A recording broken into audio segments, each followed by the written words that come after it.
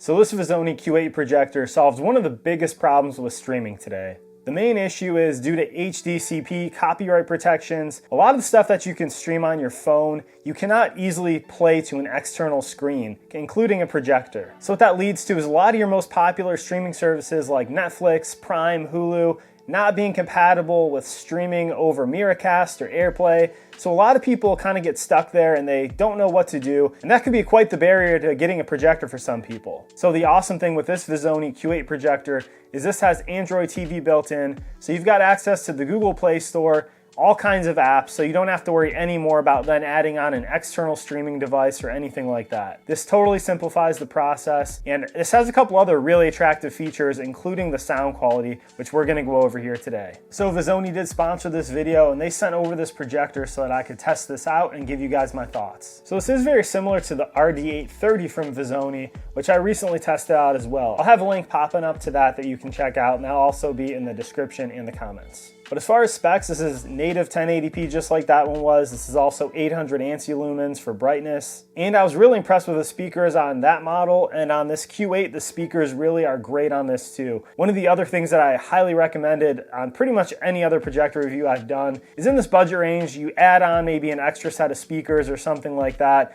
You know, maybe get a Bluetooth transmitter in the past. But this does have Bluetooth 5.2 built in. This also has an amazing set of speakers on here. So this is one where I truly think, just like I did with the RD830, that you do not need to add on any external speakers. This gets very loud. I listen to this typically around like 15 or 20 out of the volume. And getting up above 50, it's super loud. So I think even in a setting where you're using this outside and you maybe have a little bit of background noise, you know, maybe there's some ambient sounds going on, in that type of setting, this still can thrive and still offer you enough volume. So it says 15 watt hi-fi stereo speakers built in. Let's just jump over to that test right now. I'll show you some audio quality playing some songs here. I gotta be careful what I can play, but this is some music just to give you an example.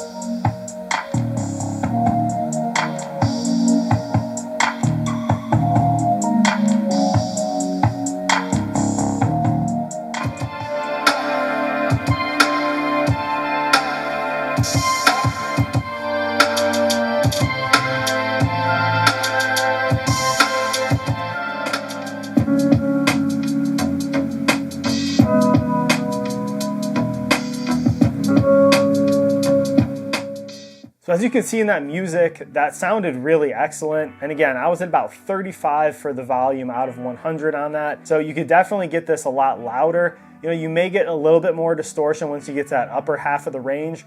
But as I said, I typically listen to this more in like the 15 to 20 range. And it sounds great with zero distortion in that range. I also listened to some other things. You know, I played some Netflix. I had a documentary going on with Morgan Freeman. And you could hear his booming voice and it sounds amazing. So no matter what you're going to listen to, you know, this will be great for movies, great for TV shows as well. The sound quality on this kind of blew me away. I don't think you have to add any external speakers to this projector. So I've reviewed a lot of projectors over the past few years. Most of them did have kind of a loud fan on there, and that's where even with the audio and the speakers, you'd be, you know, fighting, trying to play audio, but then you're hearing the fan noise, and you know, they're kind of fighting each other a little bit. With this, I did not have any issues with that whatsoever. They say it's under 28 decibels. It has a sealed kind of internal engine, and I'll say that, yeah, the fan noise basically wasn't really even noticeable to me. While I was using this and playing around with it, I did not once think of the fans on this. So the fan noise combined with those excellent speakers, you know, it's just a great combination. You're not gonna have to worry at all about, you know, loud fan noise, and these speakers can definitely outcompete not only any fan noise if there was any, but like I said, outside they're gonna sound great and you could really get this volume up there. So if you're someone who's gonna, you know, host a party, you know, maybe play the Super Bowl on this, something like that, you're not gonna have to worry because these speakers are gonna be loud enough even in a group setting. Speaking of group settings, you know, maybe you wanna use this for a little bit of business or maybe some work. It's really great because you can definitely use this for media and for work.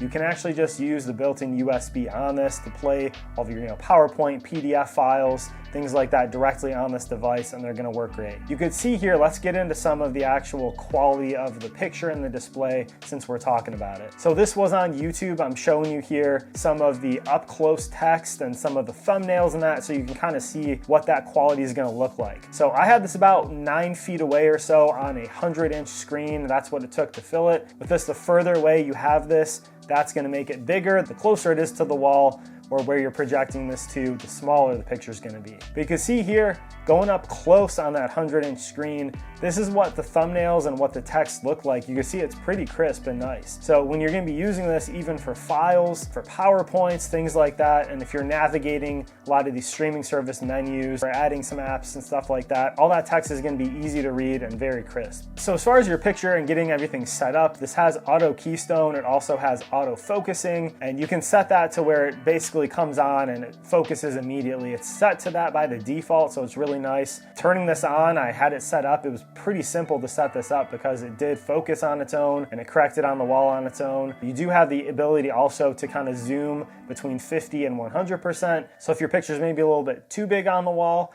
you can always kind of zoom that back down all the way down to 50% the size. On the remote, you can set that focusing as well if you need to kind of dial it in a little bit more. It's just an up and down, and it does that electronic focusing. And you can see in some of my stock footage here, the picture quality looks really nice. When I'm doing my picture testing and showing this to you guys, I make sure that when I set up my camera, I'm setting up some manual settings and really dialing it in to where it's just as accurate as I'm seeing in person, so that can be conveyed to you. So you can see here what this picture quality looks like. The colors were nice, you know, the brightness on this model is good. It's 800 ANSI-lumens. So you can see a little bit here too. I'll show you lights on, lights off, just what the difference is. I had the overhead light on and then turned it off a couple of times.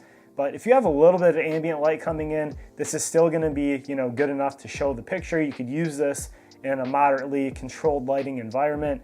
You're gonna get the best picture quality out of this, however, with having blackout curtains up, you know, using it in a basement, just using it at nighttime after dark. So you can see what that looks like here, and it gives you really good picture quality. I'm pretty impressed with it, and really you don't need much more than native 1080p. I think that quality looks really nice, as you can see here in all these videos. So with the smart projector, one of the things is having all those apps on the projector. You're relying on that internal Wi-Fi to run those apps basically. So any streaming issues you may have, that can come from, you know, poor Wi-Fi, poor signal. So with this actually supports Wi-Fi 6, so you can get some faster Wi-Fi here. I didn't have any issues streaming Netflix, YouTube, etc., you know, natively from the projector. And you have access to that Google Play Store, so you can pretty much download anything that's on there. There are some caveats. So one thing I noticed is when I'm using Netflix on this projector, the built-in Netflix is kind of, I think, more of like the tablet version or kind of a mobile version. So on the remote, there is also a mouse button. You can hit that and then you can essentially use the arrow keys to move around a mouse on the screen. So for certain parts of that Netflix app, like to select my profile initially,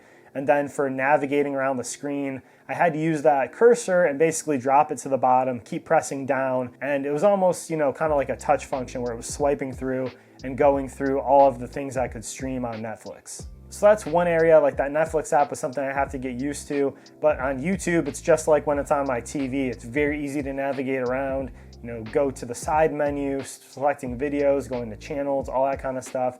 Same thing with Amazon Prime. I didn't have any issues whatsoever. And I'm sure if you're good with tech, you could probably sideload a different Netflix app on there if you wanted as well. That's the great thing about Android. So there's a lot of other connections on here. You have 2 HDMI ports. So if you wanted to hook up like another kind of streaming device, say you don't like the onboard one, you could always add a Fire Stick or Roku player. You could also, you know, hook up an Xbox, PlayStation, your laptop. So it's very nice. You get those 2 HDMI ports, so you can even have multiple devices hooked up to this. Here's some of the stuff that you get in that packaging. You're gonna get the HDMI cable, AV cable, you get the remote, they give you a lens cleaning cloth. So you get all this stuff included. So again, right out of the box, it's easy to use.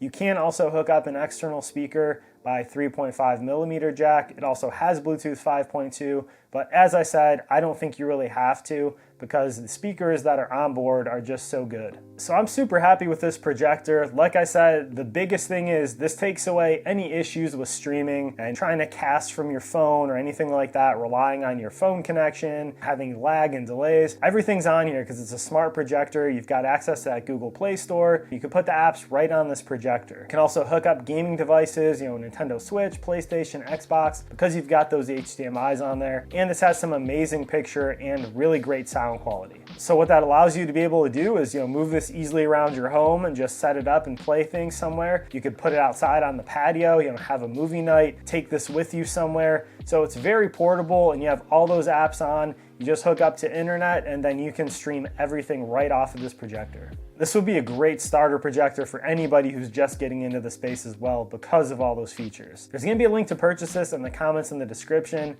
Please like this video if you found this helpful. I review a lot of projectors and other home theater accessories on this channel, so please subscribe and I'll see you on the next video.